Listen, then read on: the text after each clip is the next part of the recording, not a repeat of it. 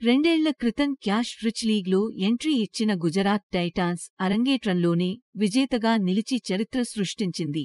IPL 2022 సీజన్లో trophy గెలిచి సత్తా చాటింది. టీమిండియా ఆల్రౌండర్ హార్దిక్ పాండ్యా తన కెరీర్లో తొలిసారిగా కెప్టెన్గా బాధ్యతలు చేపట్టి జట్టుకు ఈ విజయాన్ని అందించాడు.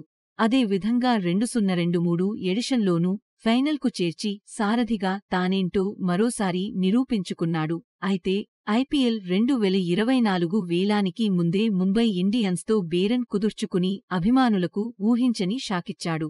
హార్దిక్ పాండ్యా టైటాన్స్ను వీడి సొంతగూటికి వెళ్లిపోయాడు.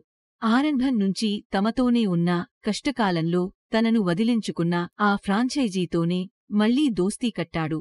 హార్దిక్ నిర్ణయాన్ని గౌరవించిన గుజరాత్ టైటాన్స్ ముంబై చెల్లించిన మొత్తం తీసుకుని అతడిని వదిలేసింది.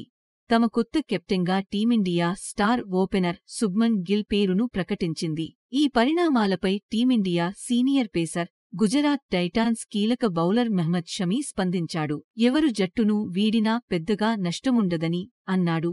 ఏదో ఒకరోజు గిల్ కూడా జట్టును వీడి వెళ్లే అవకాశం ఉందని, ఆటలో ఇవన్నీ సహజమని షమీ అన్నాడు. వచ్చే సీజన్లో శుభ్మన్ గిల్ సారథిగా, బ్యాటర్గా తన బాధ్యతను సక్రమంగా నెరవేరుస్తాడనే నమ్మకం ఉందని తెలిపాడు.